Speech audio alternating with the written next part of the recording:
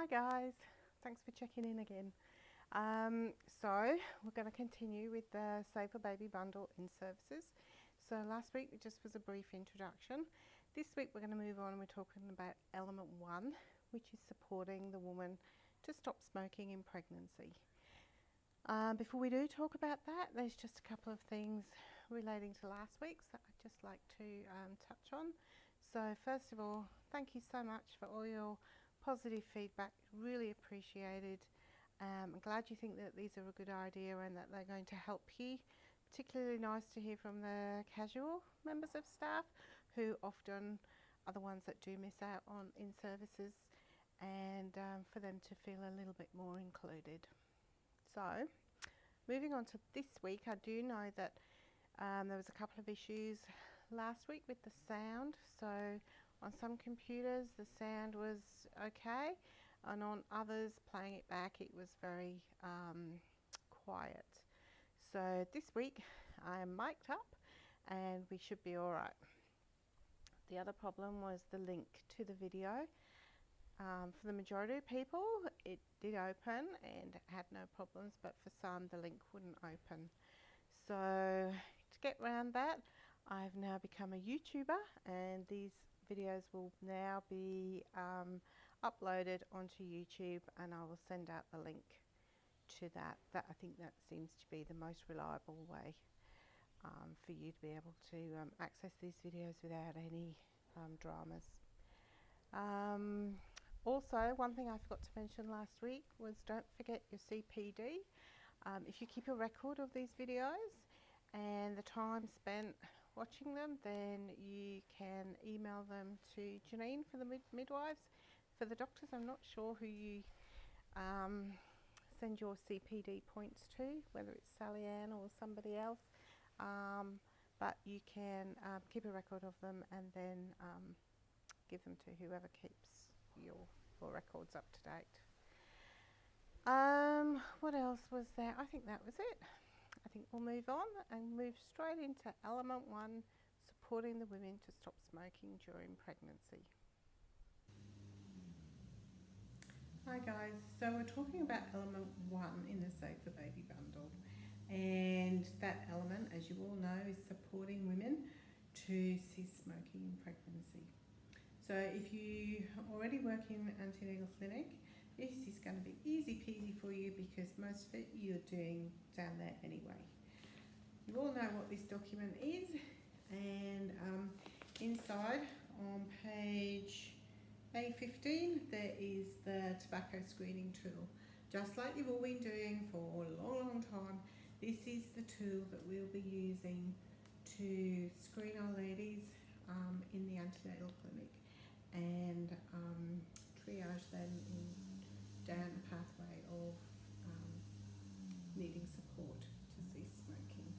So just as we do now at booking in, their journey begins, and you'll be identifying whether or not they smoke at the booking in visit and completing this tool here. So if you want to have a look at the handbook for the Safer Baby Bundle, it actually goes into each of the elements in quite a lot of detail, and you can read the KPIs and the rationales and the aims, anything like that at your own leisure in there. So that's stored in G Drive.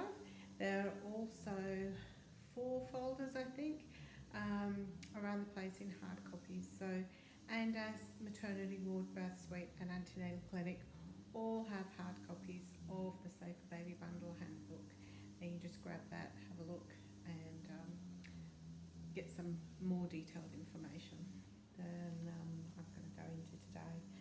So once you've identified whether or not your lady does smoke, then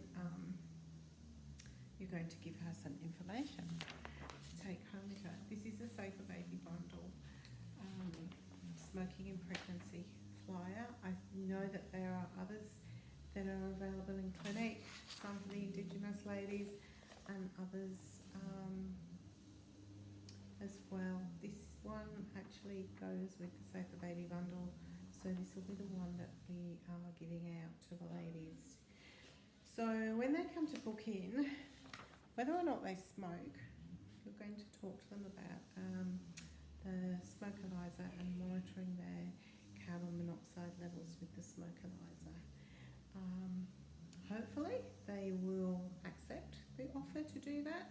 And just down here at the bottom, where you normally write how many cigarettes they smoke, you can just write over here in the support assistance given what their reading was. And I don't mind whether or not you give it, in which format you give it, in the parts per million or the percentage.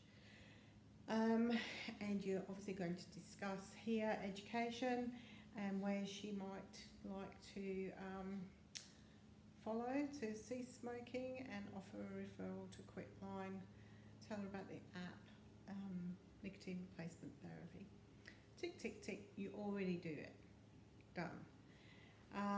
Again, at 28 weeks visit, then we revisit the smoking status, and we offer a repeat carbon monoxide monitoring with the smoke-alyzer. And again, you're just going to write the results down there.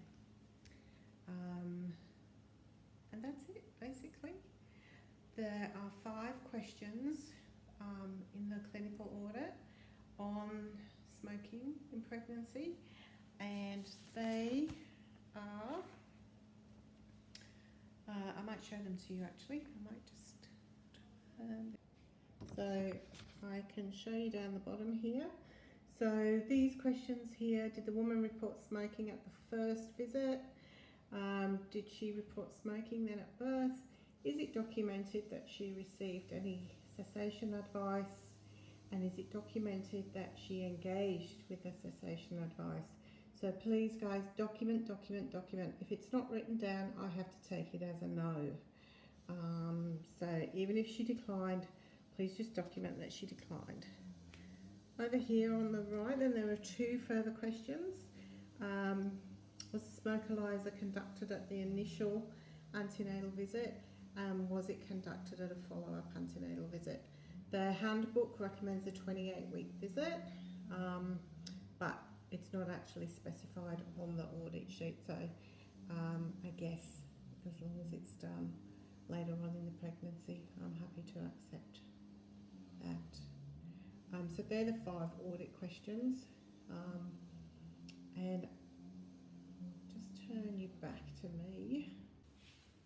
Hi guys, so we're just going to demonstrate now how to use the smoke-alyzer, and I'm sure lots of you know how to do this, but some people have told me they don't, so we're just going to go over it for those that don't. So when you're using the smoke-alyzer with a lady, usually in the clinic environment, and again we said at booking in, and then again subsequently in the pregnancy, around about 28 weeks is usually what's recommended. There is some documentation that is available to give to the lady.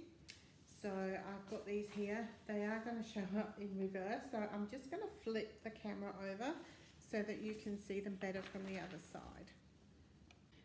So those of you that work in clinic have probably seen this before. So it explains about the smoke-alyzer for pregnant women and their partners. So it explains what we're doing about monitoring carbon monoxide levels, why it's a good idea, how you do it, about the results, and on the back, turn this over, they can keep a record if they want to of their smoke-alyzer results. Their partners can do it, and then down the bottom the values that are obtained. So you know, there's a green zone, amber zone and a red zone depending on the result, what that means for them and where they can go from there, with the Quitline number at the bottom. Also, as well, to go with that piece of paper is some information here from Quitline, so about the use of nicotine replacement therapy in pregnancy and breastfeeding. So it explains that, you know, it is really difficult to stop smoking, and that the majority of people may need some support in the form of nicotine replacement therapy.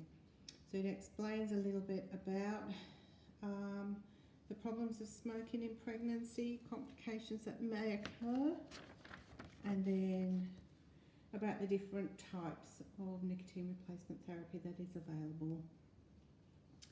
A few tips there to help you stay smoke-free, and then the contact details about Quitline and about the app. Turn you back.